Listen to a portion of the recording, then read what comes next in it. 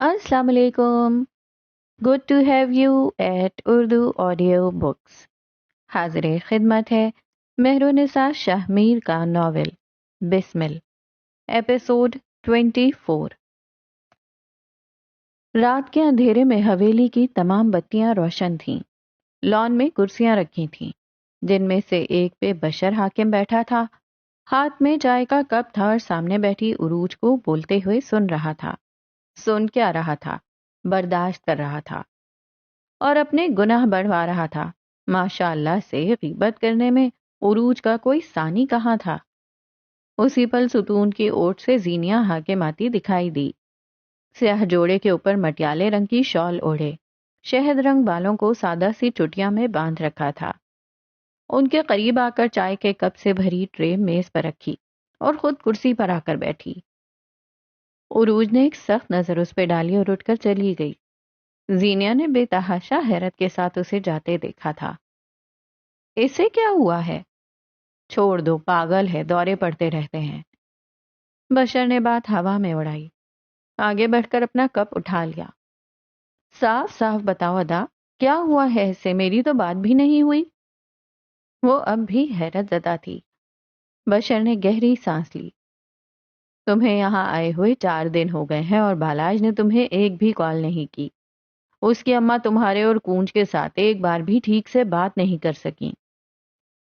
फौतगी वाला घर है बशर, तुम किन प्रोटोकॉल्स की बात कर रहे हो? जीनिया ने उसकी बात काटी। बशर आगे को हुआ, जीनिया की आंखों में देखा। मैं तो कोई प्रोटोकॉल नहीं भूला। दिन में 3 से 4 बार बैठक से आकर उरूज का हाल पूछा है। अम्मा उसके खाने पीने का ख्याल रख रही हैं, कूंज उसके आगे पीछे घूमती है। मरे हुओं के साथ जिंदा लोग दफनाए नहीं जाते। मुझे अब ये बताओ कि तुमने उसे क्या कहा है? जीनिया तहम्मुल से बोली। बशर ने चाय का घूंट लिया और कंधे उचकाए। मैं मर्द हूं और मर्द मर्दों से बात करते हैं। मैं क्यों उरूज से कुछ कहूंगा? मासूम बशर ने आंखें घुमाई।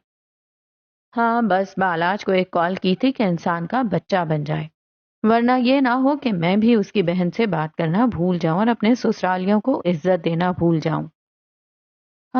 बशर, तुम्हें ये सब करने की क्या जरूरत थी? जीनिया को बेबसी भरा गुस्सा आने लगा। क्या सोचता होगा बालाज कि जीनिया हाकिम उसका जोग लेकर बैठी है, जब भी तो उसका भाई कॉल्स कर करके कह रहा है उसकी बहन से बात की जाए। मुझे जो सही लगेगा जैनी, मैं वो करूंगा। ये शादी मेरा घर बसाने को नहीं की थी, मैंने ये शादी अब्बा की मर्जी से की थी। जब मैं निभा रहा हूं तो मैं चाहूंगा इस शादी से जुड़े तमाम लोग इसे निभाएं। रसान से समझाया। जीनिया की आंखें सुर्ख होने लगीं। तो इसका ये मतलब है कि तुम मेरे शौहर पे जबरदस्ती करोगे? तुम मुझसे जा जाकर कहोगे कि मुझसे मोहब्बत कर ले ताकि हमारी शादी अच्छी गुजरे? Is that what you want? वो तुंदही से बोली। दिल में झकड़ चलने लगे थे। बशर ने ठहर कर उसे देखा। क्या तुम दोनों के दरमियान कोई मसला है? तुम मुझे बता सकती हो जैनी, मैं तुम्हारा भाई हूं। वो फिक्रमंद लगता था। जीनिया की आंखें भरने लगीं। बशर के सामने वो कमजोर पड़ जाती थी, लेकिन उसे बताने के लिए जो हिम्मत दरकार थी वो उसके पास नहीं थी। मुझे यहां से जाना है। अब्बा कहते हैं हम गवादर जाएंगे, लेकिन मैं यहां से सीधा इस्लामाबाद जाना चाहती हूँ। उसने कई दिनों की दिल में रखी बात कह डाली। सब औरतें मुझे अजीब अजीब नजरों से देखती हैं, ऐसे जैसे मैंने बहुत बड़ा गुनाह कर दिया हो। अब्दुल्ला जाकर भी नहीं गया, एक कर्ज बनकर मेरे साथ चिमट गया है। मुझे यहां से भेजो बशर। अभी बशर कुछ कहता कि अपनी दाईं तरफ से आती शेजल को देखकर चुप हो गया। वो दाईं तरफ रखी कुर्सी पर आकर बैठी। दूर खिड़की में खड़ी उरूज ने उसे बैठते देखा। उसके बदन में शरारे दौड़ गए। कमाल है, मेहमानों को रूखे मुंह पूछा भी नहीं और मेजबान चाय पी रहे हैं। उसने बशर के हाथ में पकड़े कप को देखकर कहा। आप चाय पीना चाहेंगी? ऑकवर्ड माहौल में बशर ने खुशगवार पेशकश की। मैं चाय नहीं पीती बशर साहब। जीनिया को उसकी अदाकारी पे तप चढ़ी। कोई बात नहीं, आपके लिए कॉफी बनवा लेते हैं, मैं जाकर कह आता हूं। وہ اٹھنے لگا جب شیزل نے منع کر دیا. آپ اپنی چائے پئیں، میری کافی کی فکر بعد میں کریں گے. وہ نظریں اس کے چہرے پر جما کر بولی. بشر سرخ پڑ رہا تھا. اچھا نہیں لگتا اس طرح ہم چائے پئیں اور مہمان یوں ہی بیٹھے رہیں. بشر بس اٹھنا چاہتا تھا. شیزل نے معصومیت سے آنکھیں پٹ پٹائیں. لیکن آپ تو بہت مزے سے چائے پی رہے تھے، مہمانوں کا خیال کیے بغیر. بشر نے مدد طلب نظروں سے زینیا کو دیکھا. اس کے کانوں سے دھواں نکل رہا تھا. اسی پل عروج تن فن کرتی ان کے سر پر آن پہنچی. شیزل نے گردن اٹھا کر محظوظ کن نظروں سے اسے دیکھا. اندر چلیں بشر، بہت رات ہو گئی ہے، بیوی صاحبہ نے چبا چبا کر کہا. بشر فوراً اٹھ کھڑا ہوا. شریف آدمی تھا بھائی. میری کافی بشر، شیزل نے ہلکی آواز میں اسے پکارا. آنکھیں معصومیت بھری. میں بھجواتا ہوں شیزل صاحبہ. زینیا مسکراہٹ دبائے انہیں دیکھنے لگی. سارے ملازم سو چکے ہیں. عروج بشر کے بازو میں بازو ڈال کر بولی. بشر کا جی چاہتا تھا کہیں بھاگ جائے. ملازم سو چکے ہیں تو کیا ہوا؟ بشر، آپ کو کافی بنانی نہیں آتی؟ شیزل نے آنکھیں جھپکائیں. اب بس عروج کے برداشت کی بس ہو چکی تھی. بشر کو نہ چائے بنانی آتی ہے نہ کافی، اور اگر آتی ہوتی تو وہ صرف میرے لیے بناتا. آپ اپنی کافی کا شوق صبح پورا کیجیے گا. چبا چبا کر کہتی عروج نے قہر آلود نے کہا. بشر پر ڈالی اور اسے لیے آگے بڑھ گئی. اصل ٹارچر تو وہ اندر جا کر شروع کرے گی. ان دونوں کے جانے کی دیر تھی. زینیا اور شیزل ہاتھ پہ ہاتھ مار کر ہنسی تھیں. ہنستے ہنستے وہ دونوں دوہری ہو گئیں. زینیا کا چہرہ سرخ ہونے لگ گیا تھا.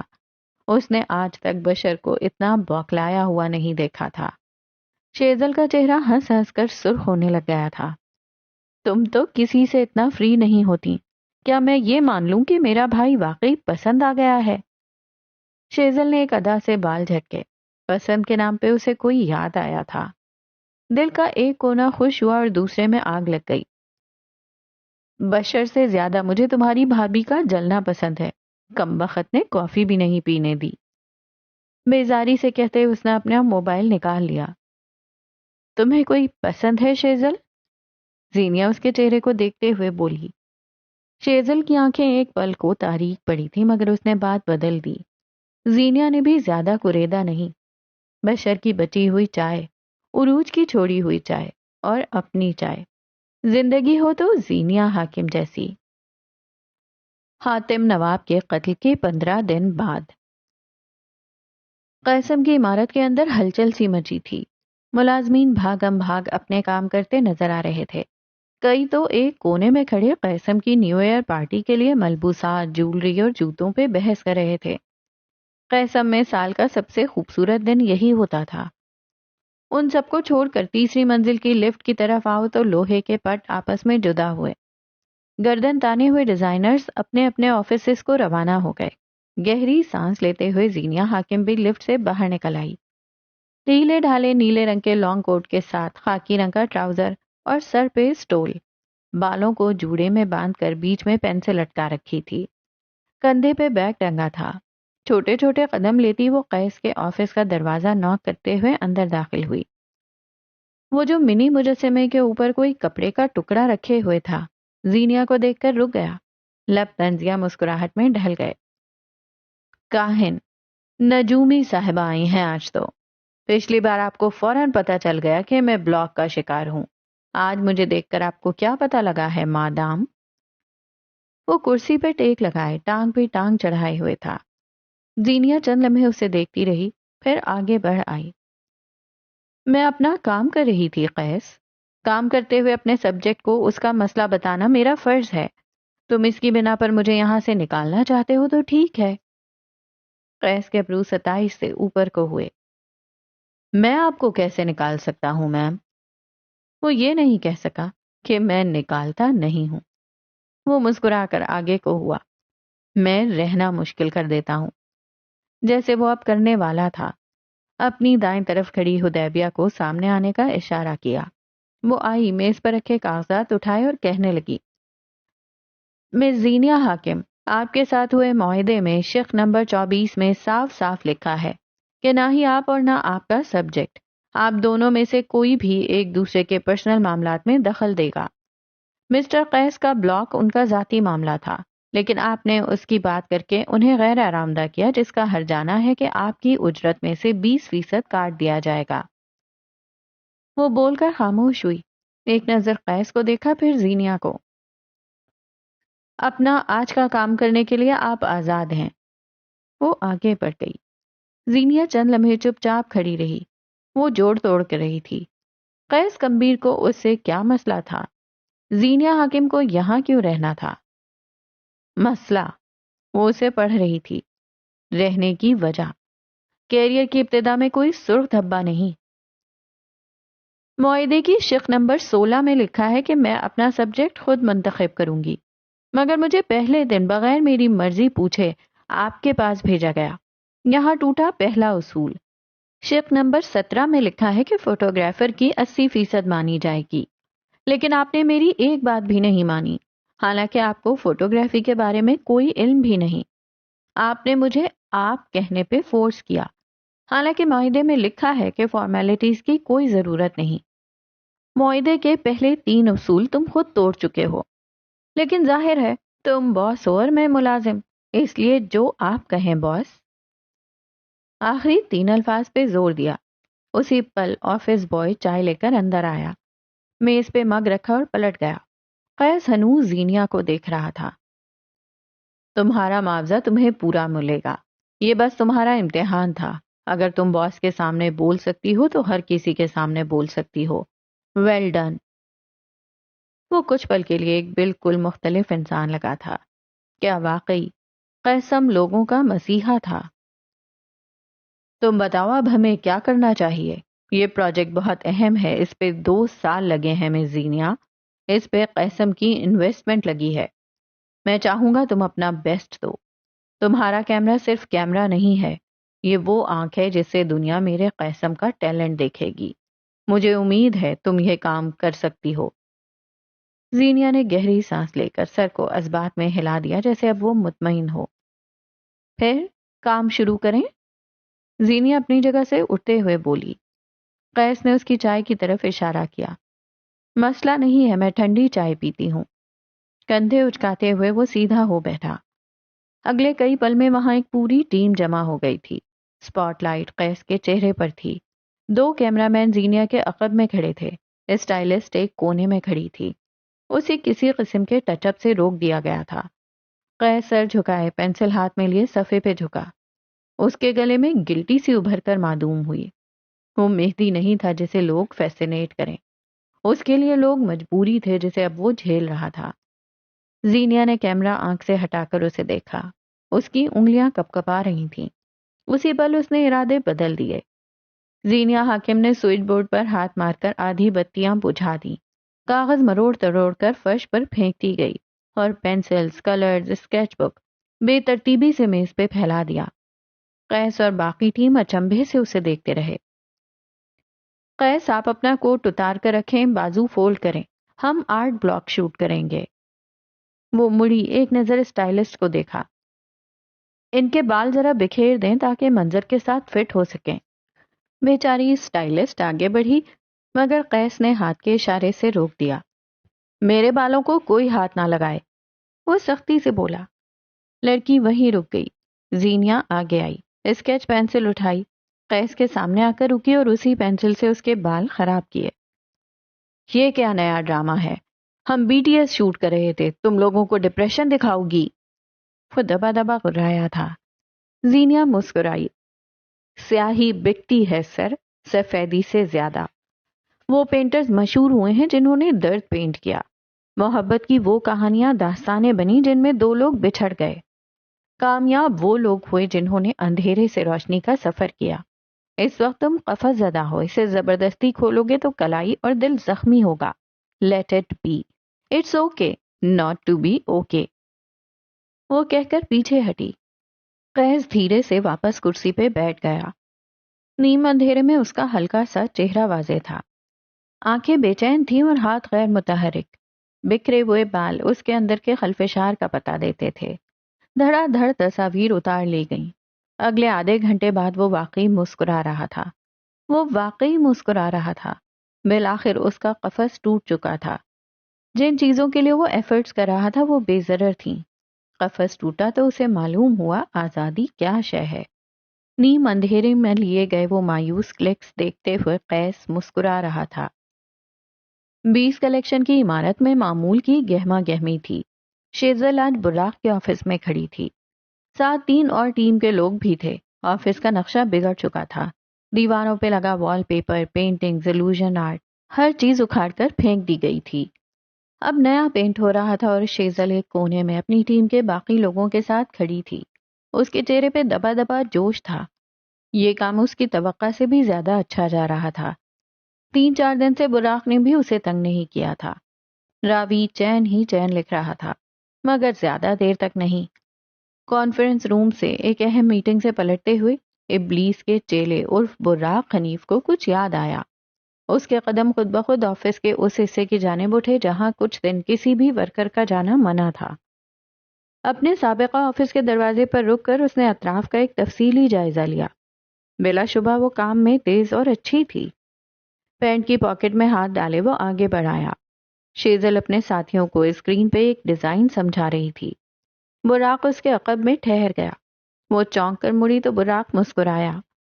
ان دونوں کے چہرے پہ اسکرین کی نیلی روشنی پڑ رہی تھی. مجھے میرے آفس کا فائنل لک دیکھنا تھا. لگتا ہے میں صحیح وقت پہ آیا ہوں. پینٹ کی جیبوں میں ہاتھ ڈالے وہ اطراف کا جائزہ لے رہا تھا. سر ابھی تو کام ٹھیک سے شروع بھی نہیں ہوا. فائنل ہونے میں تو بہت وقت ہے. ٹیم کے ایک لڑکے نے جواب دیا. آپ کے پاس ایک ڈیمو ہوگا نا، یا پھر آپ ڈیمو کے بغیر کام کرتے ہیں؟ وہ معصومیت سے بولا. شیزل کو جی بھر کر اس پہ غصہ آیا تھا. وہ جانتی تھی براق کے پاس ان سب کاموں کا وقت نہیں. اس کے پاس وقت نہیں کہ آفس کے ڈیزائن دیکھتا پھرے، انٹیریئر پر تبصرے کرے. وہ بس جان بوجھ کر شیزل سے بدلے لینے کو کرتا تھا یہ سب.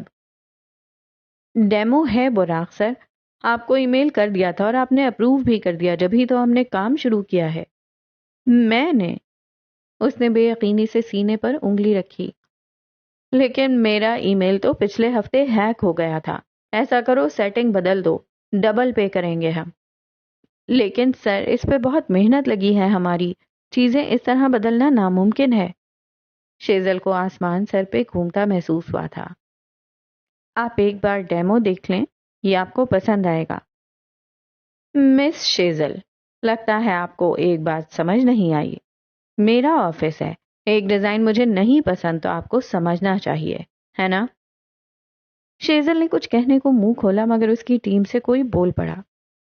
سر میں آپ کو 3 سے 4 مزید ڈیزائنز بھیج دیتا ہوں، آپ ان کو دیکھیں اور جو آپ کو سمجھ آئے ہم اسے فائنل کر دیں گے. آپ کی پسند سے بڑھ کر ہمارے لیے اور کیا ہو سکتا ہے؟ لڑکا مسکرا کر بولا تو براق نے 27 سے ابرو اوپر کو اٹھائے. مس شیزل، آپ کے ٹیم ممبرز آپ سے زیادہ سمجھدار ہیں. چارج ان کو ملنا چاہیے تھا مگر خیر. اس نے ہاتھ اٹھائے اور مسکراتا ہوا مسرور سا باہر نکل گیا. شیزل اس کے پیچھے بھاگی تھی. راہداریوں میں بمشکل اس کے قدموں سے اپنے قدم ملانے کی کوشش کرتے ہوئے وہ ہانپ گئی تھی. تم ایسا کیسے کر سکتے ہو براق؟ تم پلیز سمجھنے کی کوشش کرو. اس پروجیکٹ پہ میری بہت زیادہ محنت لگی ہے. سب کچھ پوائنٹ زیرو سے شروع کرنا بہت مشکل ہے. As if I care. وہ کندھے اچکا کر بغیر دھیان دیے چلتا رہا. براق سمجھو پلیز، مجھ سے اختلافات ایک طرف. ہم دونوں کے درمیان جو بھی مسائل ہیں انہیں ایک طرف رکھو. جو تم کہہ رہے ہو وہ میرے اور میری ٹیم کے لیے بہت مشکل ہے. ایک بار چیزیں خراب ہو جائیں تو دوبارہ ویسا حوصلہ واپس نہیں آتا. تم براق چلتے چلتے یکدم رکا تھا. شیزل بے اختیار گرتے گرتے بچی. آج پہلی بار اس کے چہرے پر واضح فکر تھی. آنکھیں بے چین تھیں. اگر ڈیزائن میں واقعی کوئی مسئلہ ہوتا تو وہ بات کو سمجھ لیتی مگر مسئلہ براق کی انا تھی. میں نے جو کہنا تھا وہ کہہ دیا ہے مس شیزل سیمسن صاحبہ. اب آگے جو کچھ ہوگا وہ میری مرضی سے ہوگا. اگر تم اس کام کو پوائنٹ زیرو سے نہیں کر سکتی تو تم جا سکتی ہو. شیزل کی آنکھیں بھیگنے لگی تھیں. بے بسی، غصہ، انا، ذلت، کئی ایک جذبوں نے ساتھ حملہ کر دیا تھا. میں تمہیں اس سب کے لیے کبھی معاف نہیں کروں گی براق۔ وہ جاتے جاتے مڑا، آنکھیں زخمی ہوئیں، چہرے پہ کر پھیلا۔ براق تمہارے معاف نہ کرنے کا عادی ہے۔ تم نے تو مجھے ان گناہوں کے لیے بھی معاف نہیں کیا جو میں نے نہیں کیے تھے، ایک بدگمانی اور صحیح۔ اس کی آخری بات کو شیزل کوئی مفہوم نہ دے سکی۔ وہ راہداریوں میں گم ہو گیا تو شیزل نے تھک کر گھٹنوں پہ ہاتھ رکھ لیے۔ پوائنٹ زیرو سے شروع کرنا مشکل تھا، از حد مشکل۔ وہ رو دینے کو تھی۔ رات کی ٹھنڈک بڑھتی جا رہی تھی، اسلام آباد سرد سے یخ پڑتا جا رہا تھا۔ اپنے کیبن میں بیٹھی زینیہ حاکم نے قیس کی ایڈٹ شدہ تصاویر کو آخری ٹچ دیا۔ ایک تنقیدی نگاہ ان پہ ڈالی اور پھر اپنے آس پاس دیکھا۔ سارے فوٹوگرافرز جا چکے تھے، باہر بیٹھے ڈیزائنرز بھی اکا دکا رہ گئے تھے، اسے بھی جانا چاہیے تھا۔ تصاویر قیس کو دکھانے کے ارادے سے وہ اٹھی اور اس کے آفس کی راہ لی۔ راہداریاں اب تاریک ہونے لگی تھیں۔ اس نے آفس کے دروازے کے باہر رک کر دستک دی۔ جواب ندارت۔ وہ چند پل رکی اور ایک بار پھر دستک دی۔ کوئی جواب نہیں۔ وہ چند پل متذبذب سی کھڑی رہی، پھر دروازہ دھکیل کر اندر داخل ہوئی۔ آفس تاریکی میں ڈوبا تھا۔ اسے لگا قیس وہاں نہیں ہے۔ واپسی کے قدم لیتے ہوئے اس نے ایک ہچکی سنی۔ زینیہ تھم سی گئی، ہاتھ میں پکڑے موبائل کی ٹارچ جلائی اور چاروں اور گھمائی۔ اسی لمحے اس کی نظر صوفے پہ پڑی۔ قیس کمبیر کسی ڈرے ہوئے بچے کی طرح ٹانگیں سینے سے لگائے ہوئے تھا، ہاتھوں سے چہرہ ڈھانپ رکھا تھا۔ زینیہ دیکھ سکتی تھی اس کا بدن کانپ رہا ہے، اس کا موبائل بے آواز بج رہا تھا۔ وہ چند پل کھڑی رہی، فون اٹھائے یا نہ اٹھائے۔ نمبر پہ نظر پڑی تو وہ پہچان گئی، یہ مہدی کمبیر کا نمبر تھا۔ اس نے لپک کر فون اٹھایا اور آفس سے باہر نکل گئی۔ ہیلو نائٹ میئر، میں زینیہ حاکم بات کر رہی ہوں۔ اس کی بات کاٹی گئی۔ مہدی حیران سا ہوا تھا۔ آپ کے کزن کی طبیعت کچھ ٹھیک نہیں ہے، وہ بہت بری حالت میں ہے۔ میں ان کے آفس کسی کام سے آئی تھی مگر مجھے لگتا ہے ہی نیڈز ہیلپ۔ کیا مطلب، کیا ہوا ہے اسے؟ مجھے نہیں پتا، شاید پینک اٹیک یا شاید انزائٹی اٹیک۔ وہ راہداری میں گزرتے کچھ ملازمین کو دیکھتے مدھم لہجے میں بولی۔ آج کیا تاریخ ہے؟ مہدی کی آواز کہیں دور سے آتی تھی۔ 22 دسمبر، تاریخ سے کیا لینا دینا؟ دوسری طرف چند پل کے لیے سناٹا چھا گیا۔ قیس کو اینیورسری ٹراما ہے، ایک ایسی ذہنی حالت جس میں اگر 2 سال، 3 سال یا پھر کئی سال قبل کسی بھی ایک مخصوص تاریخ کو آپ کے ساتھ کوئی حادثہ پیش آیا ہے تو اگلے سال جیسے جیسے وہی تاریخ نزدیک آتی جائے گی، مریض کو پینک اٹیکس، انزائٹی اور ڈپریشن ہوگا۔ ماضی کا ٹراما فلیش بیکس کی صورت یاد آتا رہے گا۔ یہ صورتحال زیادہ عرصہ نہیں رہ پاتی اگر مریض اپنے ساتھ مخلص ہو اور وہ ایک عام یادداشت رکھنے والا انسان ہو یا پھر وہ تھیراپی لیتا ہو۔ افسوس، قیس کمبیر ان میں سے کچھ نہیں تھا۔ وہ اس وقت اپنے ویک پوائنٹ پہ ہے۔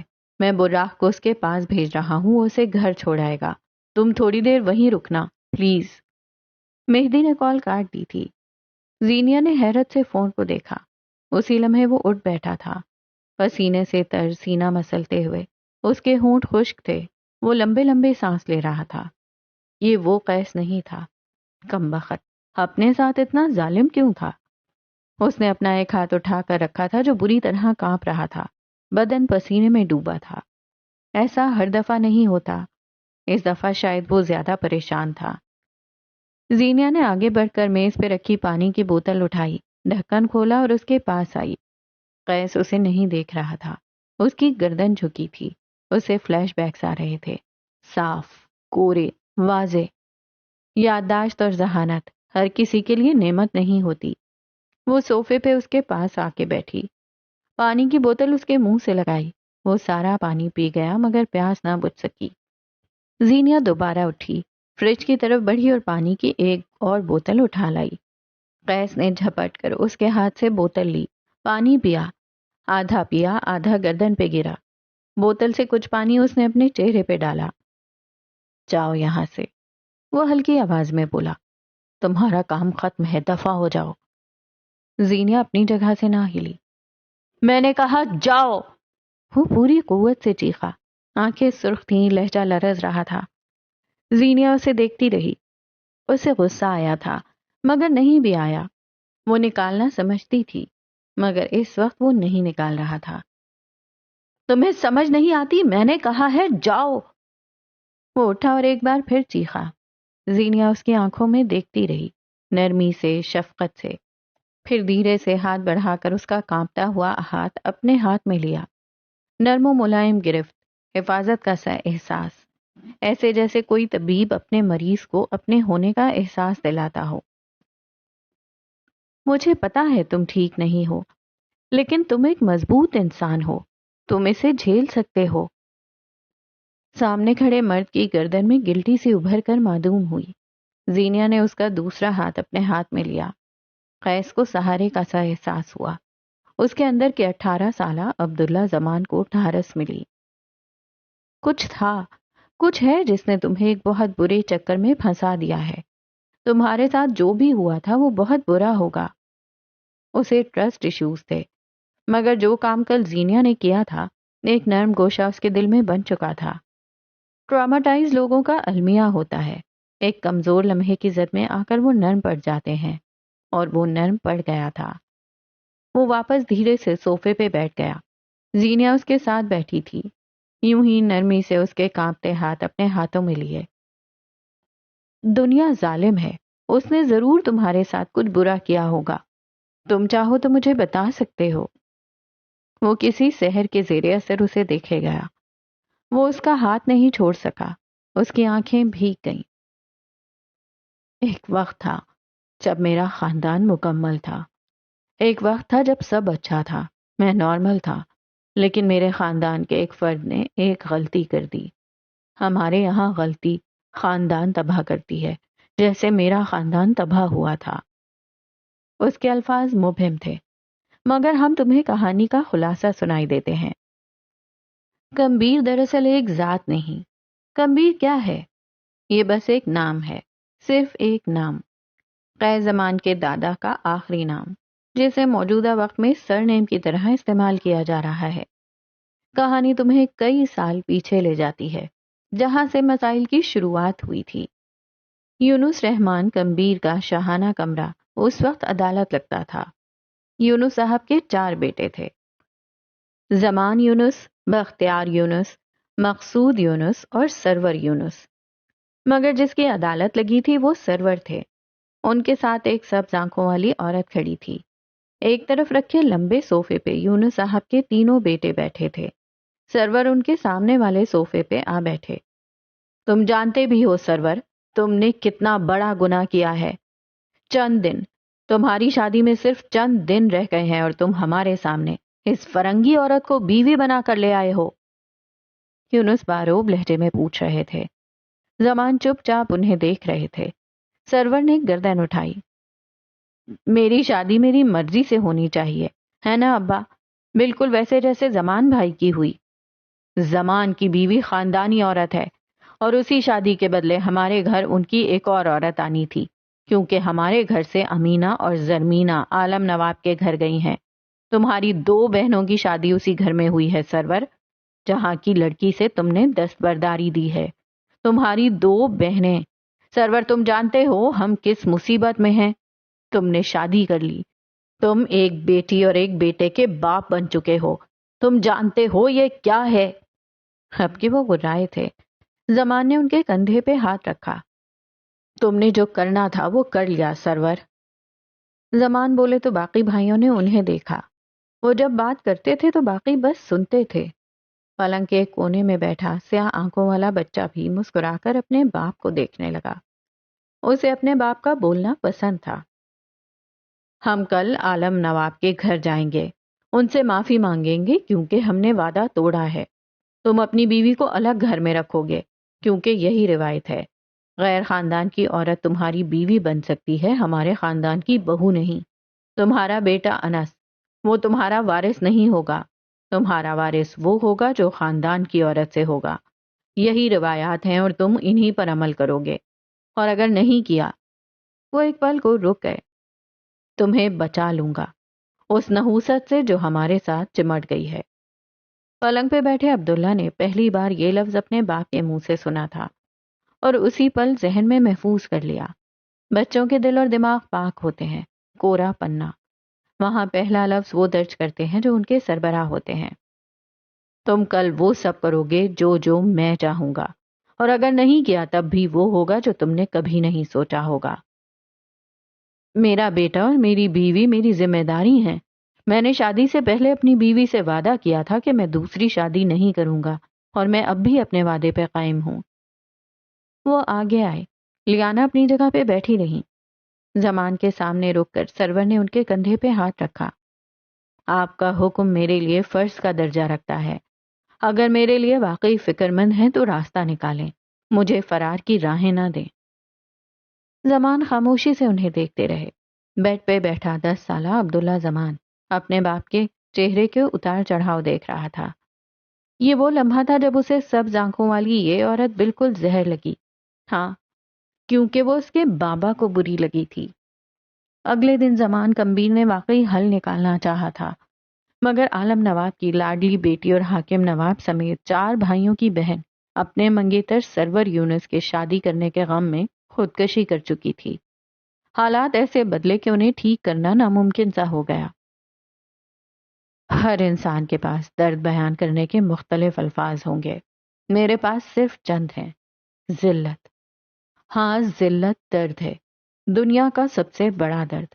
چند سال قبل میرے خاندان نے بہت بڑی ذلت اٹھائی تھی۔ عالم نواب کی حویلی میں ماتم برپا تھا۔ جس بیٹی کی چند دن بعد شادی تھی اسی کا جنازہ اٹھایا جا چکا تھا۔ انسان موت قبول کر لیتے ہیں مگر الزام ضرور دیتے ہیں، کبھی بیماری، کبھی ڈاکٹر، کبھی معاشی حالات، اور کبھی کاش آپ تھوڑی دیر پہلے آ جاتے۔ عالم نواب کی بیٹی حاکم نواب کی بہن کی موت کا الزام سرور یونس پہ آیا تھا۔ بدلے میں حاکم نواب اور ان کے چھوٹے بھائی نے اپنی بیویوں کو گھر سے نکال دیا۔ وٹے سٹے کی شادیاں 4 لوگوں سے جڑی ہوتی ہیں، 1 غلطی اور 4 زندگیاں تباہ۔ جس طرح حاکم نواب اور ان کے بھائی کی زندگی خراب ہو رہی تھی، ان کی بیویوں کے بھائی کی وجہ سے اپنی بہن کھونا ان کے حواس معطل کر دینے کو کافی تھا۔ یہاں جب 2 بہنیں واپس آئیں تو زمان اور سرور بے اختیار پریشان ہو بیٹھے۔ ہر طرح کی صلح صفائی کی کوشش کی گئی۔ امینہ بیگم سے ان کا بچہ تک چھین لیا گیا تھا۔ زمان بہن کو دیکھتے تھے تو جی جلتا تھا، اور اسی طرح سوئم کے بعد جرگہ بیٹھا۔ جرگے کے بڑوں نے فیصلہ کیا اور بوڑھا زمانہ شناس اب فیصلہ سنا رہا تھا۔ جرگہ اس نتیجے پر پہنچا ہے کہ یونس رحمان نے اول تو زبان کا پاس نہ رکھا اور اپنے بیٹے کو بغیر نکاح کے، جو کہ ہونا طے تھا، کسی دوسرے ملک بھیج دیا۔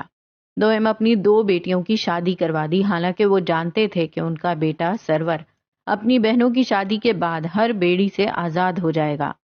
اور تیسرا، جب انہیں معلوم ہو گیا کہ ان کا بیٹا کسی غیر ذات کی عورت سے شادی کر چکا ہے، تب انہوں نے بجائے روبرو آنے کے بات کو چھپایا، اپنے بیٹے کے گناہوں پہ پردہ ڈالا۔ وہ سانس لینے کو رکے۔ حاکم نواب کی سرخ آنکھیں سرور کمبیر پہ جمی تھیں، اور حاتم نواب اسے دیکھ رہے تھے، جو بساط کا اصل مہرہ تھا۔ زمان، وہ جو چالیں پلٹ سکتا تھا، وہ جو تخت پلٹ سکتا تھا، وہ جو نگاہوں سے سالم انسان نگل لیتا تھا، جو حویلی کا سب سے مضبوط ستون تھا، جس کے فقرے تقاریر پر بھاری ہوتے تھے، مگر آج وہ اپنے بھائی کی محبت میں چپ رہا۔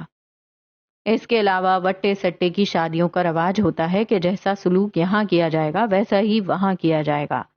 اسی اصول پر عمل کرتے ہوئے جب حاکم نواب اور خالق نواب نے اپنی گھر والیوں کو واپس ان کے میکے بھیجا، تب زمان یونس عالم نواب کے گھر گھس آئے، ان کے اکلوتے وارث بشر حاکم کو اٹھایا اور اپنے گھر لے آئے۔ یہ ظلم اور چڑھائی نہیں تو کیا ہے؟ یہ روایات سے بغاوت نہیں تو اور کیا ہے؟ اب یا تو سرور اپنی بیوی کو طلاق دے کر اپنی مرحوم منگیتر کی بہن سے شادی کریں گے، یا پھر اس گاؤں سے نکالے جائیں گے، اپنے خاندان سمیت۔ یہاں زمان کمبیر نے جبڑے بھینچ لیے تھے۔ وہ جانتے تھے بات حد سے آگے نکل چکی ہے۔ عبداللہ زمان چپ چاپ سارا جرگہ اپنے خاندان کے خلاف ہوتے دیکھ رہا تھا۔ ایک لڑکی کو کئی سال اپنے بیٹے کے نام پر بٹھا کر پھر اسے اپنی بہو نہ بنانا، یہاں آپ ہتک کے عزت کے لیے مجرم ہیں۔ لڑکی کا خودکشی کر لینا بجا تھا کیونکہ اس کے لیے رشتے نہیں آتے جنہیں ان کے منگیتر چھوڑ دیں، اس لیے آپ قتل کا دیت بھی ادا کریں گے۔ دیت کی صورت میں آپ کو زمین دینی ہوگی۔ فیصلہ ہو چکا ہے، اب اگر کوئی خلاف جائے گا تو برادری اس کے خلاف ہوگی، اور اگر آپ فیصلہ نہیں مانتے تو عالم نواب اور ان کے بیٹوں کو حق ہے کہ وہ سرور کمبیر کو جہاں دیکھیں غیرت کے نام پر قتل کر دیں۔ لفظ قتل زمان کمبیر کے دل پر برچھی کی طرح چبھا تھا۔ چند پل خاموشی رہی۔ جرگے کے اس ہجوم میں اپنے باپ کے ساتھ بیٹھا عبداللہ پلکیں جھپک کر اپنے باپ کو دیکھ رہا تھا، اس کے عظیم بابا۔ مقصود زمان کے کان کے پاس جھکے۔ ہم ان کی بات نہیں مان رہے، اپنا گھر اپنے کام چھوڑ کر ہم کہیں نہیں جا رہے، جنگ بندی نہیں ہوگی، کوئی صلح نہیں ہوگی، آنے دو ان کو، سرور سے پہلے میں ان کا خاندان ختم کر دوں گا۔ زمان نے انہیں نہیں دیکھا، وہ حاتم نواب کو دیکھ رہے تھے، سرد شفاف نظریں۔ حاتم جانتے تھے انہوں نے کیسا پتا پھینکا ہے۔ زمان موت پسند کرتے تھے، اپنی جگہ سے ہٹنا نہیں، مگر خون کے رشتوں کے لیے اصول بدل لینے چاہیے۔ اس دن عبداللہ نے اپنے باپ کو دیکھا، خاندان کے لیے قربانی دیتے ہوئے۔ زمین، جائیداد، گھر سب چھوڑا جا سکتا ہے، بھائی بازو ہوتے ہیں۔ تم نے کسی انسان کو اپنا بازو کاٹتے دیکھا ہے؟ زمان بس اتنا بولے۔ ان کے پاس بیٹھے قیس نے غور سے ان کی بات سنی۔ اس کے بعد انہوں نے جرگے کے لوگوں سے بات کی تھی۔ چونکہ گاؤں میں ان کی زمینیں تھیں تو یہ طے پایا کہ ان 4 بھائیوں میں سے 3 گاؤں چکر لگا سکتے ہیں، حویلی میں آ کر رہ بھی سکتے ہیں، مگر جس دن سرور یا اس کے بیوی بچے اس گاؤں میں آئے، صلح ختم، جنگ شروع۔ مگر صلح بندی ایک دن ختم ہوئی تھی، اور بہت بری طرح ہوئی تھی۔ جنگوں نے پھر کب کسی کو سکون پہنچایا ہے؟ میں جب بہت چھوٹا تھا، جب مجھے معلوم ہوا کہ میرے خاندان میں ایک غیر ضروری اضافہ ہوا ہے، وہ عورت جب سے آئی تھی میرا سارا خاندان پریشان ہو گیا تھا۔ وہ کوئی بلا تھی، کوئی قرض جس نے سب نوچ لیا۔ مجھے اس کی آنکھوں سے نفرت ہے، اس کی آنکھیں، ان آنکھوں نے مجھے محبت سے نفرت سکھائی۔ حویلی کی ساری بتیاں بجھا دی گئی تھیں، ہر جانب سکوت تھا۔ کل حویلی کے باسی اسلام آباد کوچ کرنے والے تھے۔ اپنا گھر چھوڑنا ہر انسان کے لیے ایک مشکل مرحلہ ہوتا ہے۔ ساری حویلی لتاڑ کر چھت پہ آؤ تو لکڑی کے تخت پہ زمان بیٹھے تھے۔ سیاہ رات میں بس ان کا سفید لباس تھا جو امید دیتا تھا۔ آسمان کو تکتے ہوئے وہ سگار کے کش لے رہے تھے۔ قیس ان کے قریب بیٹھا تھا، عقیدت سے انہیں دیکھتا ہوا۔ زمان نے اپنی شال کا ایک پلو اس کے کندھوں پہ گرا رکھا تھا تاکہ اسے سردی نہ لگے۔ آپ اداس ہیں بابا؟ اس نے احترام سے پوچھا۔ اپنے باپ کے سامنے وہ ایک معتقد مرید کی طرح تھا۔ ہم کل شفٹ ہو رہے ہیں، آپ اس لیے اداس ہیں؟ زمان نے گہری سانس لی، دھوئیں کا مرغولہ ہوا میں چھوڑا۔ چاند کی روشنی ان کے چہرے پہ پڑ رہی تھی۔ ایک غلط عورت، ایک غلط انتخاب اور ایک ذرا سی بغاوت، اور دیکھو ہم کہاں آ گئے ہیں۔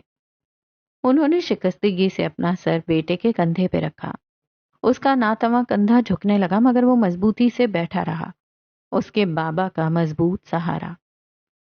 ایک عورت نے ہمارا خاندان تباہ کر دیا۔ یہ صرف گھر چھوڑنا نہیں ہے عبداللہ، میں صرف حویلی نہیں چھوڑ رہا، میں میدان چھوڑ رہا ہوں۔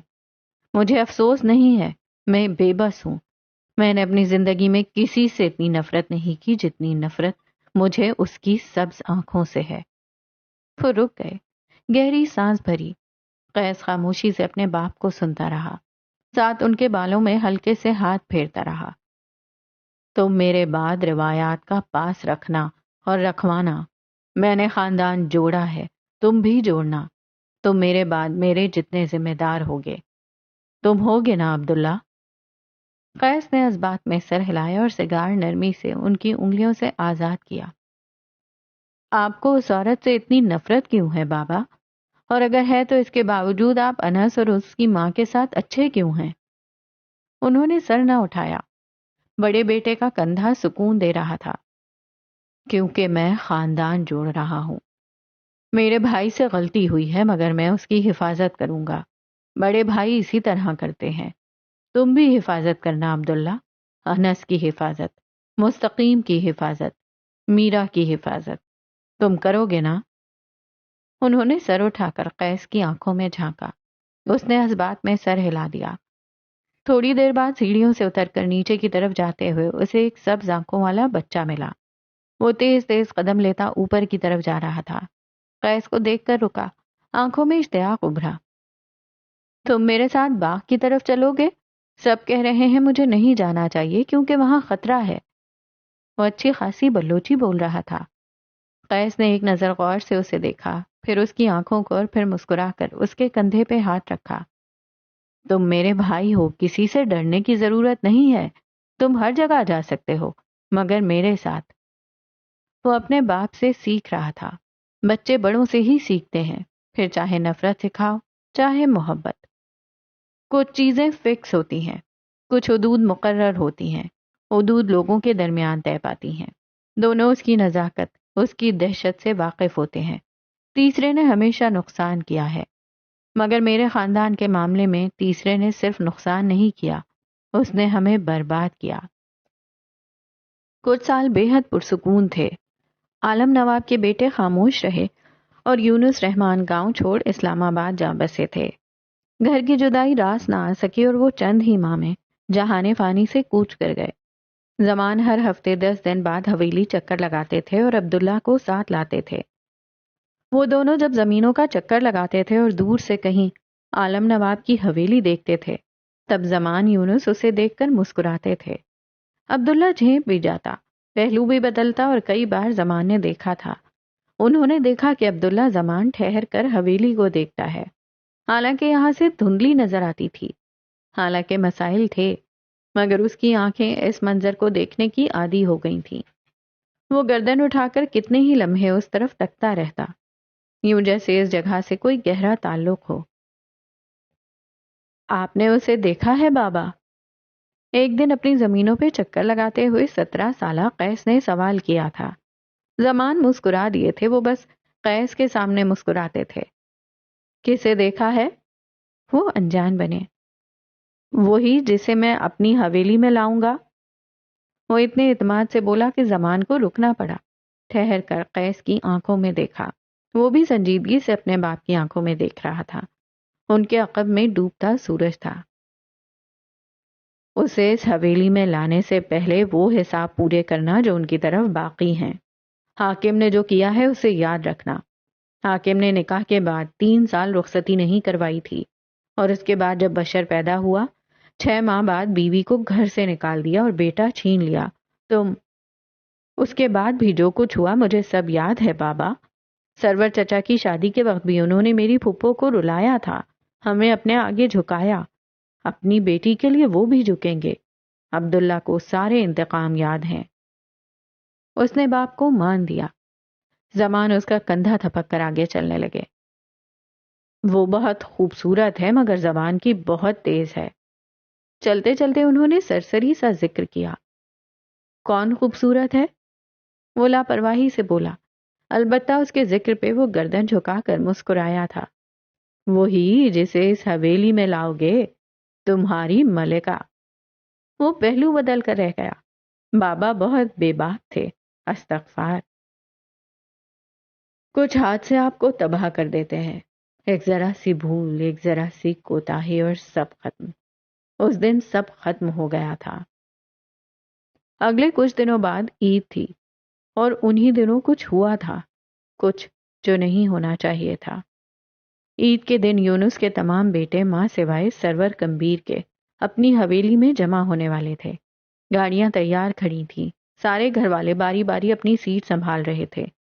ستون کے اوٹ میں سبز آنکھوں والا لڑکا کھڑا تھا، ساتھ اس کی ماں اور قیس۔ تم نے کہا تھا عبداللہ، تم جہاں جاؤ گے مجھے لے کے جاؤ گے، اب تم مجھے چھوڑ کر جا رہے ہو، ہر ہفتے جاتے ہو۔ اس کی آنکھیں بھری ہوئی تھیں۔ ہر بچے کی طرح وہ بھی اپنے خاندان کے ساتھ آؤٹنگ پہ جانا چاہتا تھا۔ انس، ہم تمہارے بابا کے ساتھ مری چلے جائیں گے نا؟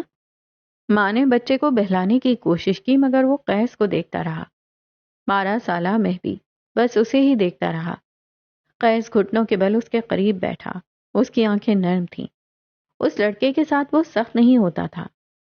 تم وہاں نہیں جا سکتے، وہاں خطرہ ہے، لیکن تم ہمیشہ کہتے ہو تم میرے بھائی ہو اور میں اپنے بھائی کے ساتھ ہر جگہ جا سکتا ہوں۔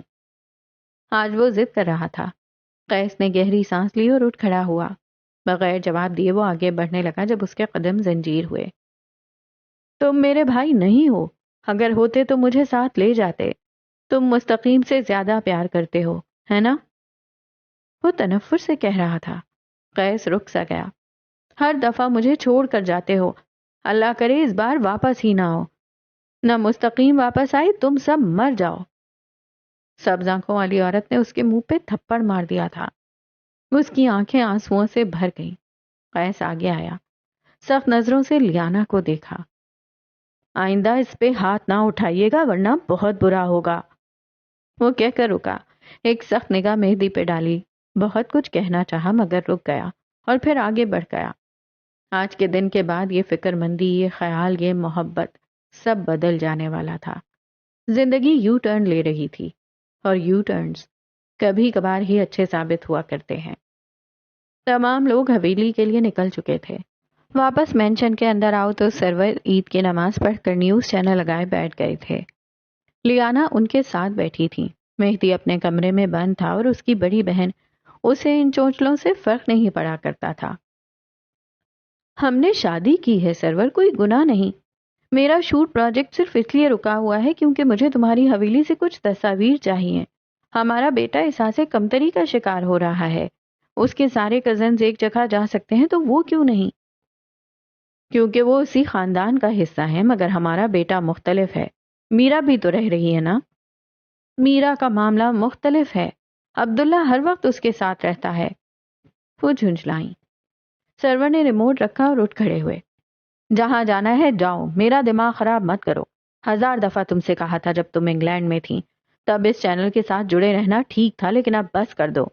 اور اس پورے ملک میں صرف ایک حویلی نہیں ہے، ثقافت دکھانی ہی ہے نا، ایک ڈاکیومنٹری ہی تو ہے، کہیں بھی بنا لو۔ بیزاری سے کہتے وہ اٹھ کر چلے گئے۔ خالی ویران مینشن میں یہاں سے وہاں گھومتے جب وہ تھک گئیں اور اپنے باس کی کال پر جب انہیں باتیں سننے کو ملی تب انہوں نے مہدی کے کمرے کا رخ کیا۔ وہ بیڈ پہ کروٹ کے بل لیٹا تھا۔ لیانا کے دل کو کچھ ہوا تھا۔ کئی بار ان کا بیٹا اپنے باقی کزنز کی طرح خود کو نارمل نہیں سمجھتا تھا اور وہ ضدی بدتمیز ہوتا جا رہا تھا۔ احساس کمتری اور اینگر ایشوز بڑھ رہے تھے۔ چند پل یوں ہی دروازے پہ کھڑے ہو کر وہ اسے دیکھتی رہیں، پھر آگے بڑھائیں۔ دھیرے سے اس کا رخ اپنی جانب موڑا۔ تم مجھ سے ناراض ہو انس؟ 12 سالہ مہدی رونے لگا تھا۔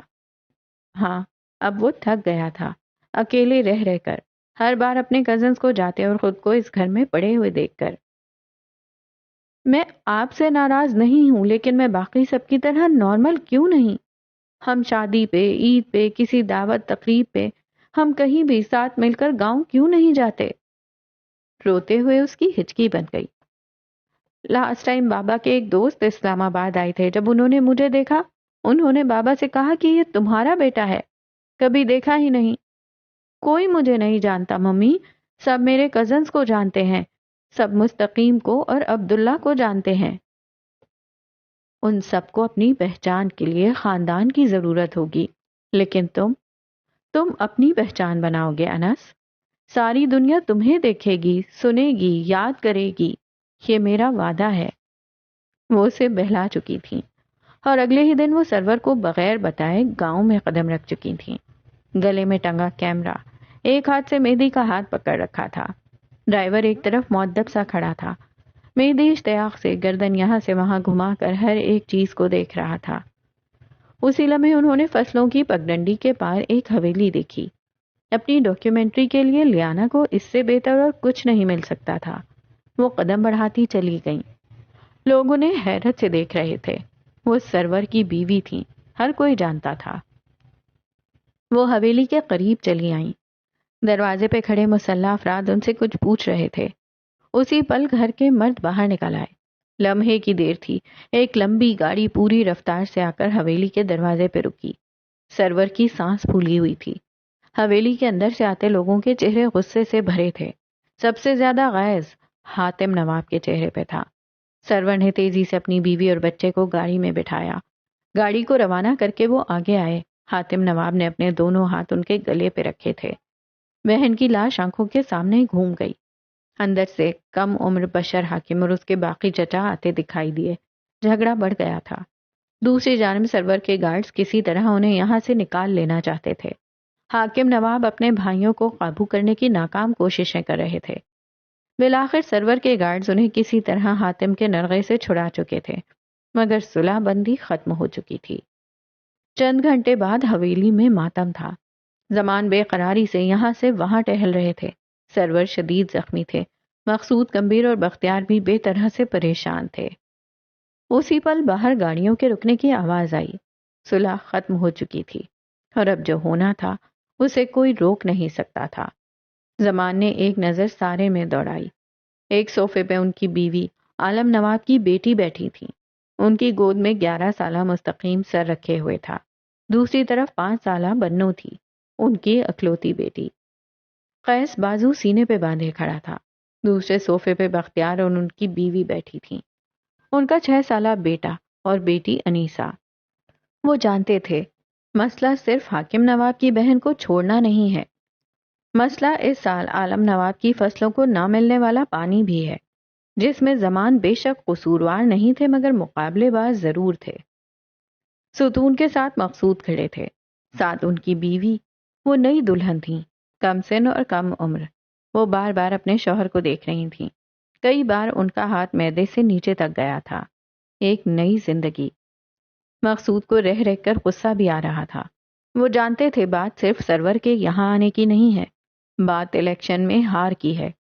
جب سے بختیار نے حاتم کے سامنے MNA کا الیکشن جیتا تھا تب سے ان کا تنفر کا گراف بڑھ گیا تھا. میں تم سب کا بڑا ہوں اور میں تم سب کو حکم دیتا ہوں یہاں سے جاؤ. بچے اور عورتیں اسلام آباد چھوڑ کر آؤ. ہم بھاگ نہیں رہے، ہم پنچایت کا مقابلہ بھی کریں گے. گھر کے سارے مرد کل صبح واپس آئیں گے. تب تک میں یہاں ہوں، اسی حویلی میں. ان کی آواز ڈھارس دیتی تھی. ان کا پورے قد کے ساتھ کھڑے ہونا سہارا دیتا تھا. میں یہاں سے کہیں نہیں جا رہا. حاتم اور ذوالفقار، عالم نواب کے بیٹے، زمین اور الیکشن کا غصہ نکال رہے ہیں، بہن پہ آنے والی غیرت نہیں. مقصود راضی نہ ہوئے. میرے بھائیوں سے مجھے بات کرنے دیں، میں معاملہ سلجھا لوں گی. زمان کی بیوی زینب حاکم بولی تھی.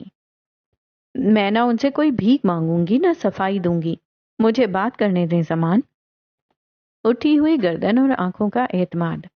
وہ اس گھر کے سربراہ کی بیوی ہی تھی. زمان نے سر ہلا دیا.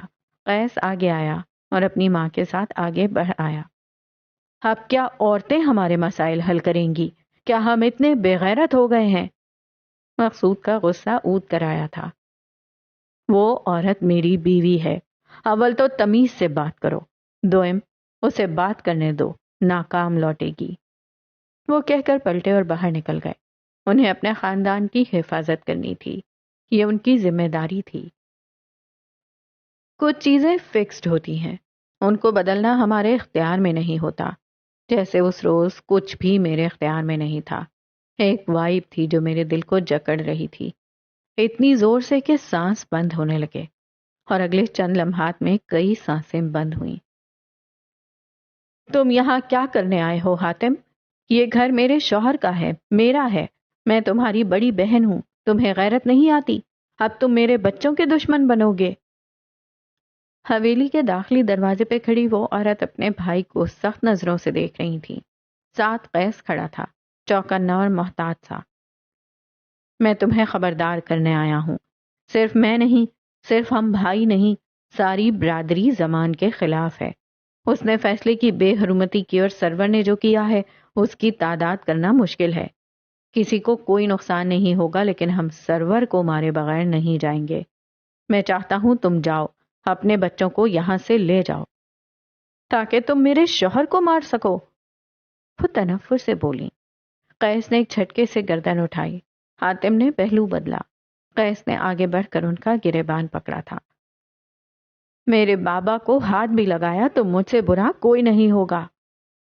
حاتم کی آنکھیں نرم رہیں. دھیرے سے بے حد نرمی سے اس کا ہاتھ ہٹایا. یوں جیسے اس لڑکے سے بے حد عقیدت اور محبت ہو۔ تمہیں کچھ نہیں ہونے دوں گا، یاد رکھنا، وہ کہہ کر چند لمحے اپنی بہن کو دیکھتے رہے۔ بساط بیچ چکی ہے، اس مہرے کو ہارنا ہوگا جو بازی پلٹ رہا ہے۔ سرگوشی کی صورت الفاظ ادا کیے پھر رکے نہیں، تیز تیز ڈگ بھرتے وہاں سے چلے گئے۔ حویلی کے عقبی حصے کی طرف آؤ تو کئی گاڑیاں قطار میں کھڑی تھیں۔ زمان کمبیر باری باری ہر ایک کو اندر بٹھا رہے تھے۔ قیس کو گاڑی میں بٹھانے سے پہلے اس کا ہاتھ پکڑا تھا۔ وہ متذبذب لگتا تھا، وہ جانا نہیں چاہتا تھا۔ تم اس وقت صرف عبداللہ نہیں، تم زمان بھی ہو۔ یہ جو کچھ بھی ہوا ہے اس سبز قدم عورت کی وجہ سے ہوا ہے، یاد رکھنا، مگر میں اسے ٹھیک کر دوں گا، اور اگر نہیں کر سکا تو تم ٹھیک کرو گے، عبداللہ بن کر، زمان بن کر۔ میں آپ کو چھوڑ کر نہیں جاؤں گا بابا، اس نے ضد کی۔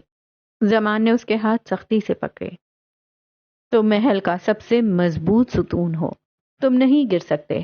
آج اگر میں نہ رہوں تو اپنا خاندان جوڑنا، چاہے کسی سے کتنی بھی نفرت ہو تم انہیں نہیں چھوڑو گے، وعدہ کرو عبداللہ۔ اس نے شکستگی سے گردن جھکا دی۔ گاڑیاں تیز رفتاری سے آگے کو بڑھ رہی تھی جب اچانک سے ہونے والی فائرنگ سے گاڑیوں کے شیشے ایک چھناکے سے ٹوٹے۔ یہ آواز، عبداللہ کے لیے ساری دنیا اس آواز کے بعد بدلی تھی۔ اسی آواز کی وجہ سے وہ مستقبل میں کئی سال فوبک اور ذہنی مریض رہنے والا تھا۔ اس وقت اسے اس آواز نے جما دیا تھا۔ مستقبل میں بھی یہی ہونا تھا۔ ایک شیشے کا ٹوٹنا، کسی واس کا گرنا، کوئی گولی کی آواز، یہ ساری آوازیں اس کی عقل پہ پردے ڈال دیتی تھیں، اس کے جسم کی ہر حرکت کو جامد کر دیتی تھیں۔ زمان کو لگا تھا وہ لوگ حویلی پہ حملہ کریں گے، مگر بازی پلٹ گئی تھی۔ حملہ سڑک پہ چلتی گاڑیوں پہ ہوا تھا۔ سرور جس گاڑی میں تھے گولیاں مار کر اس کے ٹائر برسٹ کر دیے گئے۔ گاڑی بری طرح سے توازن کھو بیٹھی اور لڑھکتی ہوئی سڑک پہ دور جا گری۔ پیچھے سے آتی دونوں گاڑیوں کا راستہ بلاک ہوا اور باقی دونوں گاڑیاں بھی الٹ کر گر گئیں۔ برادری کے کئی مرد تھے جن کو بھڑکا کر لایا گیا تھا۔ گاڑیوں سے نکلتے پیٹرول سے آگ بھڑک اٹھی تھی اور گاڑیاں جلنے لگی تھیں۔ انسانی چیخوں اور کراہوں کی آواز دل دہلا رہی تھی۔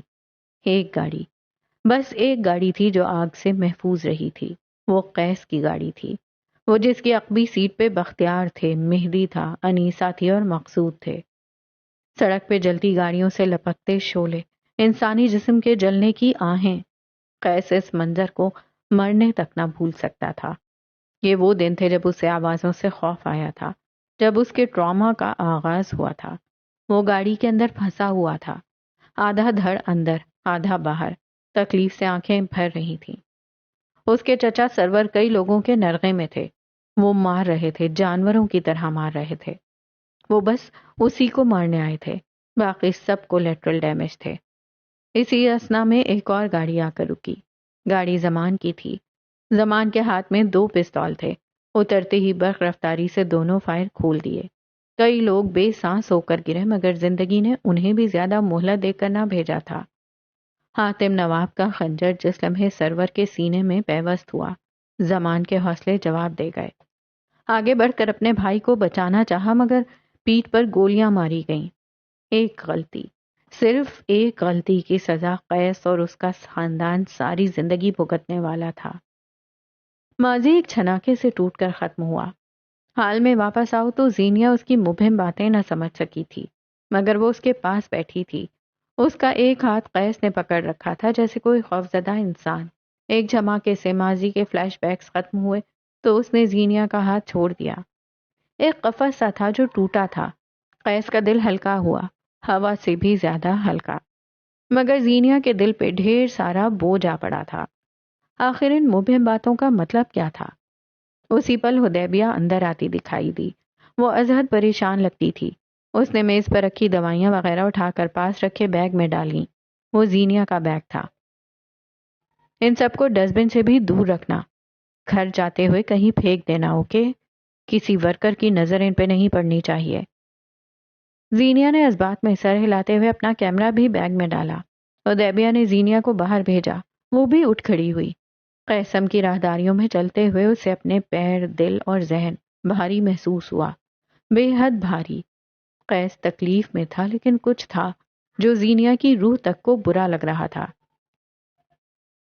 اسلام آباد واپس آئی زینیا کو 2 دن ہو چکے تھے۔ سوری، لیکن نو سوری۔ مگر شیزل کو اس سفر سے نئے آئیڈیاز مل گئے تھے۔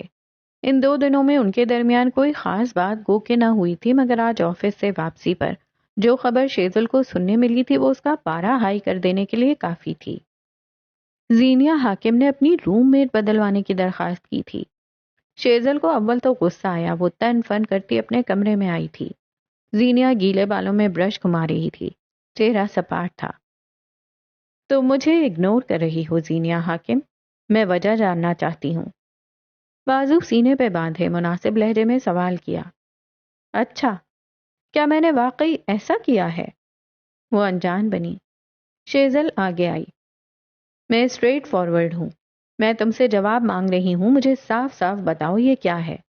تم روم میٹ بدلنا چاہتی ہو، لیکن جہاں تک مجھے یاد پڑتا ہے اس کمرے میں مجھے لانے والی بھی تم تھی۔ غلطی ہو گئی، اب اسے فکس کر رہی ہوں۔ مجھے اپنی کمفرٹ پلیس میں کسی کو نہیں لانا چاہیے تھا۔ شیزل غصے سے کچھ کہتی کہ یکدم وہ ٹھٹک کر رکی۔ زینیا کے الفاظ ماضی سے جوڑے اور پھر وہ شل سی رہ گئی۔ غصہ جھاگ کی طرح بیٹھ بھی گیا۔ اپنی کمزوریوں کے پیچھے چھپتے ایک بسمل پہ کیسا غصہ! وہ کتنی ہی دیر کچھ کہہ نہ سکی۔ تم وہی کر رہی ہو نا جو تم نے الماس کے ساتھ کیا تھا؟ شیزل جب بولی تو زینیا کے متحرک ہاتھ ایک پل کو تھم گئے۔ تم نے ایک کمزور لمحے کی زد میں مجھے اپنے ڈھیر سارے راز دے دیے، اور اب تم میرے ساتھ وہی کر رہی ہو جو تم نے پہلے کیا۔ تم انسیکیورٹی کے قفس میں ہو، اپنے ساتھ ظلم کیوں کر رہی ہو؟ زینیا چند لمحے اسے دیکھتی رہی۔ مجھے نہیں پتا تم کس بارے میں بات کر رہی ہو، ایک کمرہ بدلوانا اتنی بڑی بات تو نہیں۔ تم جانتی ہو زینیا، تم مجھے چھوڑ دو گی تو شاید مجھے تھوڑا بہت دکھ ہو، لیکن میں لوگوں کے ساتھ اٹیچ نہیں ہوتی۔ تمہارے فیس سے بھی نکل آؤں گی، مگر تمہیں ان سب چیزوں سے نکلنے کے لیے ابھی سے کوشش کرنی ہوگی۔ کب تک لوگوں کو اس طرح چھوڑتی رہو گی؟ تم ایک انسان ہو اور انسانوں کے راز ہوتے ہیں۔ تم ایک انسان ہو اور انسان کمزور پڑ سکتا ہے، رو سکتا ہے، گر بھی سکتا ہے۔ تم ٹوٹی، گری، پھر سنبھل کر اٹھ کھڑی ہوئی، اور اس دوران اگر کسی نے تمہیں سہارا دے کر کھڑا کیا تو اس میں کچھ غلط نہیں ہے، مگر میں تمہیں اپنی طرف واپس نہیں بلاؤں گی کیونکہ میرا آنر اس کی اجازت نہیں دیتا۔ تمہیں اگر یہ لگتا ہے کہ مجھ سے فاصلہ بنا لو گی تو تمہارے راز محفوظ رہیں گے، تو تم غلط ہو۔ راز تب فاش ہوتے ہیں جب 2 لوگ الگ ہوتے ہیں، لیکن ایک بار پھر میرا وقار اس بات کی اجازت نہیں دیتا کہ میں ہماری بات محفل میں کروں۔ تم میرے لیے اتنی فکر مند کیوں ہو؟ ایک روم میٹ کے چلے جانے سے کوئی طوفان نہیں آ جائے گا۔ زینیا نے ایک بار پھر نارمل ہونا چاہا۔ میں تمہارے لیے فکر مند کیوں ہوں؟ کیوں؟ مجھے نہیں پتا۔ میری دوستیاں لمبا عرصہ نہیں چلتی، مگر پھر بھی تمہارے ساتھ لمبا عرصہ رہنا چاہتی ہوں۔ جب تم خود کو ہرٹ کرتی ہو تو مجھے برا لگتا ہے۔ میرا خیال ہے اتنا کہنا کافی ہے، رائٹ؟ مجھے اپنی فکر کرنے والوں کی عادت نہیں ہے۔ تمہاری اس تقریر میں مجھے کوئی انٹرسٹ نہیں ہے، سو پلیز مجھے سپیس دو۔ شیور مس زینیا حاکم، سرد لہجے میں کہتی وہ باتھ روم کی جانب بڑھ گئی۔ اس کے جانے کے بعد زینیا کے چہرے کا رنگ بدلا تھا۔ وہ رنجیدہ نظر آتی تھی، لیکن اس کا ایک ڈیفense میکینزم تھا، اسے توڑا نہیں جا سکتا تھا۔ اسی تاریک رات میں اسلام آباد سے گوادر کا سفر پلک جھپکتے ہوئے کرو اور حاکم نواب کے گھر میں قدم دھرو تو صحن میں رکھی چارپائی پہ کوئی ادھیڑ عمر مرد بیٹھا تھا۔ سامنے چائے کا مگ رکھا تھا جو بھاپ اڑاتے اب ٹھنڈا برف ہو چکا تھا۔ داخلی دروازے سے اندر آتا بشر انہیں دیکھ کر رکا۔ ہاتھ میں شاپر تھے جنہیں وہ کچن میں رکھنے گیا۔ واپس آیا تو حاکم اسی طرح بیٹھے تھے۔ بشر کو تشویش سی ہوئی، وہ ان کی طرف چلا آیا۔ آپ کے لیے روسٹ لایا ہوں ابا، نکال کر لاؤں؟ تابیداری سے پوچھا۔ حاکم نے نفی میں سر ہلا دیا۔ بشر دھیرے سے ان کے قریب بیٹھ گیا۔ آپ کے حویلی والے ٹھاٹ پورے نہیں کر سکتا، لیکن روسٹ سے کام چلا لیں نواب صاحب۔ حاکم ہنس پڑے۔ بشر کو دیکھا، وہ انہیں دیکھ کر مسکرا رہا تھا، باپ کا پرتو۔ اتنے سال جب میں چاہتا تھا میرے بھائی میرے ساتھ اپنے تعلقات درست کر لیں، تب کچھ نہ ہو سکا، اور آج، انہوں نے بولنے سے پہلے وقفہ لیا، آج جب میں یہاں اس دڑبے میں اپنی جگہ بنا چکا ہوں تو وہ سب کہتے ہیں واپس آ جاؤ۔ آپ کیا چاہتے ہیں ابا؟ جو آپ چاہیں گے وہی ہوگا۔ وہ ہمیشہ کی طرح باپ کی طرف تھا۔ میں ماضی نہیں بھول سکتا۔ عالم نواب کی حویلی میں آج جشن سا تھا۔ سرور یونس اور زمان یونس کے جنازے اٹھائے جانے تھے، اور یہاں اس حویلی میں کسی کو کوئی فرق نہیں پڑتا تھا سوائے دو عورتوں کے، امینہ اور زرمینہ، قیس کی دو پھپھو۔ ان کے دو بھائی اب اس دنیا میں نہ رہے تھے۔ خبر ملی تھی کہ آدھا خاندان جان گنوا چکا ہے۔ ان دونوں کو بھی آج ایک ساتھ گھر سے نکالا جا رہا تھا، ہمیشہ کے لیے۔ حاکم نواب کے کمرے میں جاؤ تو وہ بیٹھ کے ایک کونے پہ ٹکے بیٹھے تھے، چہرے پہ ان کے بھی اضطراب تھا۔ ایک طرف فرش پہ بیٹھی امینہ زارو قطع رو رہی تھیں۔ میں نے حویلی کو 2 وارث دیے، کیا میرا اتنا حق نہیں ہے کہ میں آخری بار اپنے بھائیوں کے چہرے دیکھ لوں؟ وہیں بھیج رہے ہیں تمہیں، اب ہمیشہ وہیں رہنا۔ زرمینہ بھی تو ان کی بہن ہے، لیکن مجال ہے جو اس کے منہ سے لفظ نکلا ہو۔ وہ بیزار ہوئے۔ آج تک خود بیوی کی عزت کی نہ کبھی کروائی تھی۔ میں یہاں سے کہیں نہیں جاؤں گی، میری یہ بات یاد رکھیے گا۔ میں 2 بیٹوں کی ماں ہوں، آپ کو لگتا ہے آپ مجھے ایسے نکال سکتے ہیں؟ وہ رنج و غم کی ملی جلی کیفیت سے بولی۔ حاکم نے سرد نظروں سے انہیں دیکھا۔ حویلی اپنے وارث کہیں جانے نہیں دے رہی۔ یہاں سے تم اکیلی جا رہی ہو، صرف اور صرف تم، تمہارے دونوں بیٹے اور بیٹیاں یہیں رہیں گی۔ امینہ بیگم کے دل پہ جیسے کسی نے برچھی دے ماری ہو۔ وہ اپنی جگہ سے اٹھیں، دوپٹہ فرش پہ گر گیا، آنسو بہنا رک گئے۔ وہ ایک بار بشر کی جدائی سہ چکی تھی، اب مر جاتی مگر یہ دکھ برداشت نہ کر پاتی۔ مجھ سے میرے بچے مت چھینے حاکم، ظلم نہ کریں، وہ آپ کی بھی اولاد ہیں، میں آپ کی بیوی ہوں، آپ اتنے ظالم کیوں بن رہے ہیں؟ وہ ان کے سامنے کھڑی تھیں۔ حاکم نے انہیں دیکھا اور پھر رخ پھیر لیا۔ مجھے روک لیں، میں آپ کو اپنا ہر حق معاف کرتی ہوں، میں ساری زندگی آپ کے لیے دعائیں کروں گی، میں کبھی ایک بار بھی شکایت نہیں کروں گی، خدا کے لیے مجھے یہاں روک لیں۔ حاکم سنی انسنی کرتے ہوئے اٹھے، ان کا ہاتھ پکڑا اور باہر لے جانے لگے۔ آپ کو زینی کی قسم ہے حاکم۔ یہاں حاکم نواب کی گرفت ڈھیلی پڑی، آنکھیں ایک پل کو عجیب سی ہوئیں، شاید نرم سی۔ اسی پل صرف ایک نام پہ وہ ہر مشکل سے لڑنے کو تیار ہو گئے تھے، صرف ایک نام پہ۔ ہر غم، ہر رنج، ہر مصیبت اولاد کے غم کے آگے چھوٹی ہو جاتی ہے۔ میرے لیے میری اولاد کا غم بھلانا ناممکنات میں سے ہے۔ امینہ میری بیوی ہے اور وہ وہیں رہے گی جہاں میں چاہوں گا۔ وہ تمام بھائیوں کے سامنے زندگی میں پہلی بار اپنی بیوی کے حق میں کھڑے ہوئے تھے۔ تمہارا دماغ خراب ہو گیا ہے حاکم، اس بیوی کی حمایت کرو گے جسے آج تک 2 کوڑی کے اوقات میں رکھا تھا۔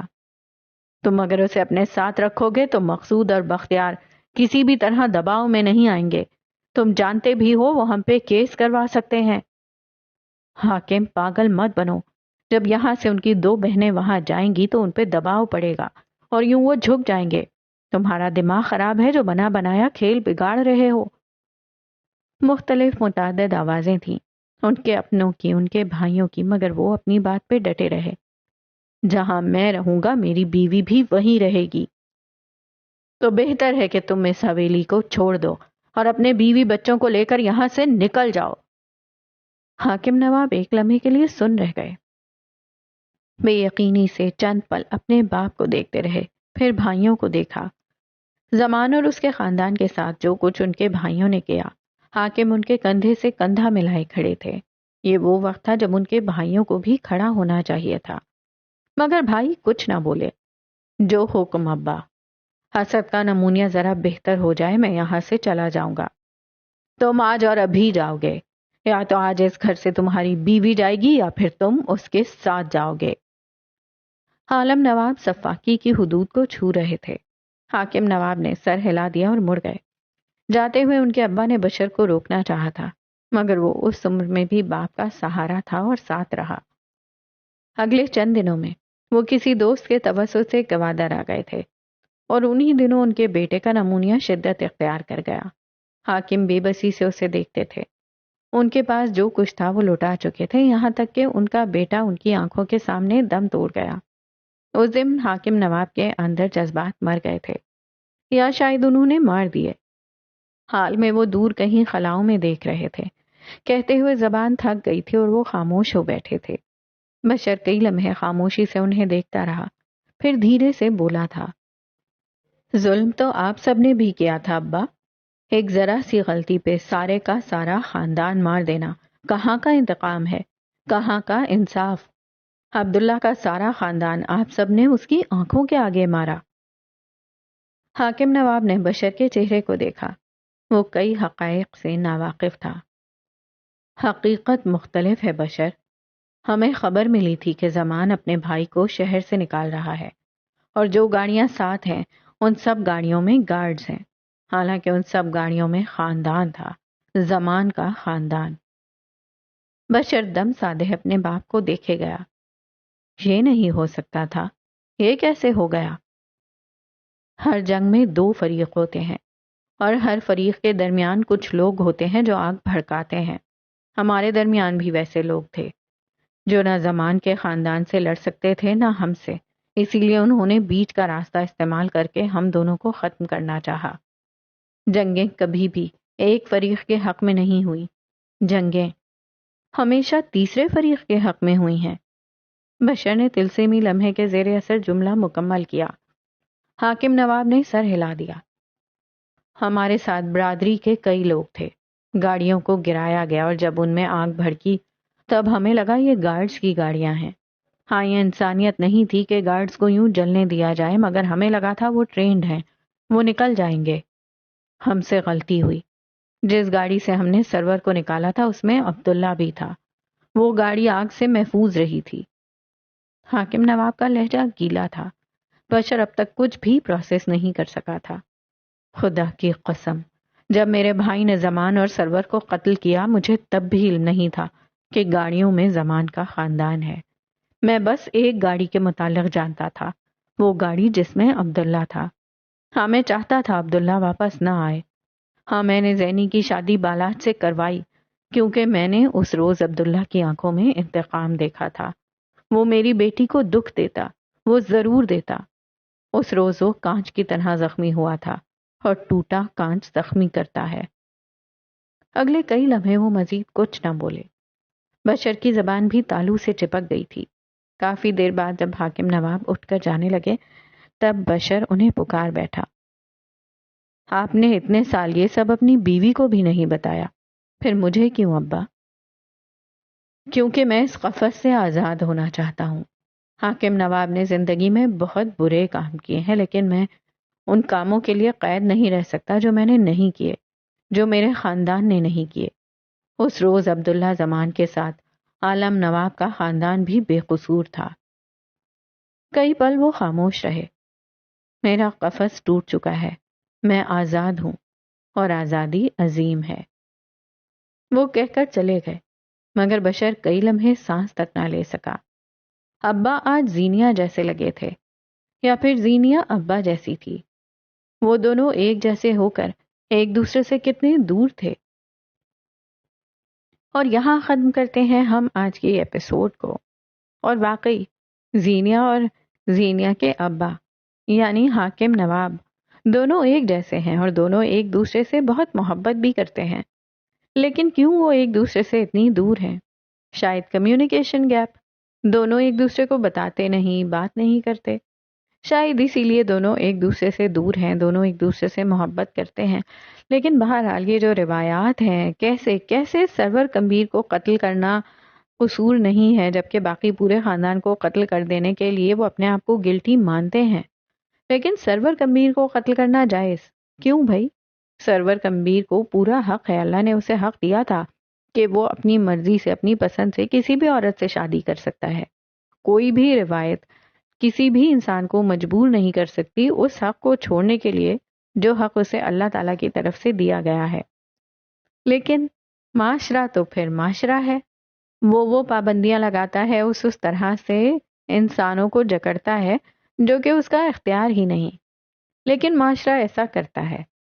کیا معاشرہ قصوروار ہے سب کے لیے؟ کیوں؟ کون ہے معاشرہ؟ کیا معاشرہ ہم سے مل کر نہیں بنا؟ کیا میں اور آپ معاشرہ نہیں بناتے؟ تو ان ایکچوئل تو ہم قصوروار ہیں نا، کیونکہ معاشرہ تو ہم سے ہی بنا ہے، معاشرہ تو ہم ہیں۔ تو کیا ہم ان چیزوں کے خلاف ہیں؟